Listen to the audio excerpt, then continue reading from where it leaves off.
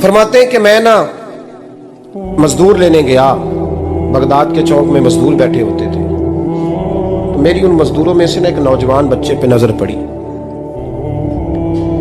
بڑا کمزور سا وجود تھا لیکن چہرے پر عبادت کا نشان تھا، ماتھا بتاتا تھا کہ نماز کا بڑا خیال رکھتا ہے۔ میں اس کے قریب گیا، چہرے بھی بڑا کچھ بتاتے ہیں نا، چہروں میں بھی بڑی رانائی ہوتی ہے۔ فرماتے ہیں میں قریب گیا، میں نے اس کو کہا بیٹے مزدوری کرو گے؟ تو کہنے لگا مزدوروں میں بیٹھا ہوں تو حضور مزدوری کے لیے ہی تو بیٹھا ہوں۔ تو میں نے کہا کہ چلو پھر۔ کہنے لگا نہیں میری کچھ شرطیں۔ میں نے کہا بتاؤ؟ کہنے لگا پہلی شرط یہ ہے کہ لوگ 4 دینار دیہاڑی لیتے ہیں، میں 3 دینار لوں گا۔ میں نے کہا یار بھائی تو بڑی بہترین ہے، باقی بھی اس طرح کی رکھ لے۔ اس نے کہا حضور دوسری شرط یہ ہے کہ میں آپ کی مکمل بات مانوں گا لیکن جب اذان ہو جائے گی پھر آپ کی نہیں سنوں گا۔ تیسری بات اس نے یہ کی کہ حضور میں آپ کے گھر میں کام کروں گا پر آپ کے کسی سوال کا جواب نہیں دوں گا۔ کہتے میں نے کہا یار تو بڑا عجیب ہے، شرطیں تو مالکوں کی ہوتی ہیں۔ کہنے لگا جی بہرحال میں شرطیں لگا کے جاتا ہوں۔ فرماتے ہیں میں اسے گھر لے آیا، کام میں نے اس کو بتایا تو جو کام مزدور سارے دن میں کرتا ہے نا اس نے 2 گھنٹے میں ہی کر دیا۔ ہمارے مزدور سگریٹ پینے میں بھی تو آدھا گھنٹہ لگاتے ہیں، وہ چائے پینے جائیں تو پونا گھنٹہ وہاں۔ ان کو بھی تو دیانتداری کرنی چاہیے کہ نہیں کرنی چاہیے؟ نے معاہدہ کیا ہے نا جی تو پورا اترنا چاہیے نا۔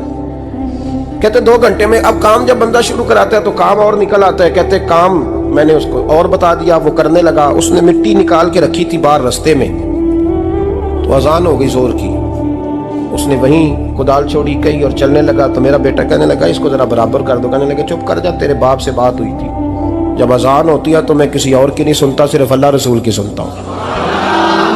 کہتے مسجد چلا گیا، نماز پڑھ کے آیا تو دوپہر کا وقت تھا۔ میری بیوی کہنے لگی اس کو کھانا کھا لے۔ کہتے ہم نے کہا کھانا کھا لو، تو کہنے لگا میں نے روزہ رکھا ہوا، رمضان بھی نہیں تھا، نفلی روزہ رکھا ہوا۔ فرماتے ہیں شام ہوئی، میں نے 3 دینار دیے تو میں نے کہا تیرا نام کیا ہے؟ کہنے لگا میں نے آپ سے کہا تھا میں کسی سوال کا جواب نہیں دوں گا۔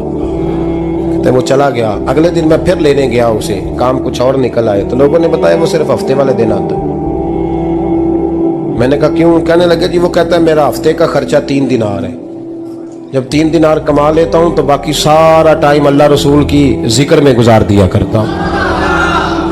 فرماتے ہیں عجیب۔ اگلے ہفتے میں پھر لینے گیا، میں نے پورا ہفتہ انتظار کیا کہ کام اسی سے کرانا ہے۔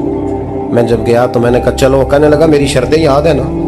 اور میں نے کہا یاد ہے بھائی ساتھ چل۔ فرماتے ہیں کام کرایا، 2-3 ہفتے وہ آتا رہا۔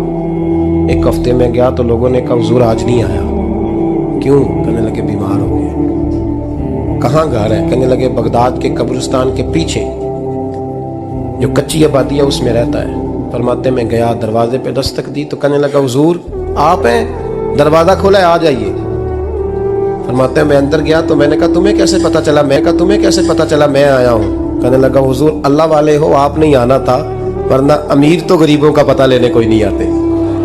کہتے میں قریب گیا تو کہنے لگا میں آپ کا انتظار کر رہا تھا، تیز بخار ہے، تپ رہا۔ جیب سے کچھ پیسے نکالے، کہنے لگا یہ پیسے رکھ لیں۔ ایک انگوٹھی نکالی، کہنے لگا حضور آج رات کو میرا انتقال ہو جائے گا، ان پیسوں کا کفن خرید کے صبح جنازہ پڑھ کے مجھے دفن کر دینا، اور جب دفن کرو تو یہ انگوٹھی لے کے عصر کے بعد ہارون رشید کے پاس جانا، آپ اسے کہنا میں نے ملنا ہے پر وہ آپ کو ٹائم نہیں دے گا، آپ اس کو آواز دیجیے گا کہ تیری ایک امانت ہے میرے پاس۔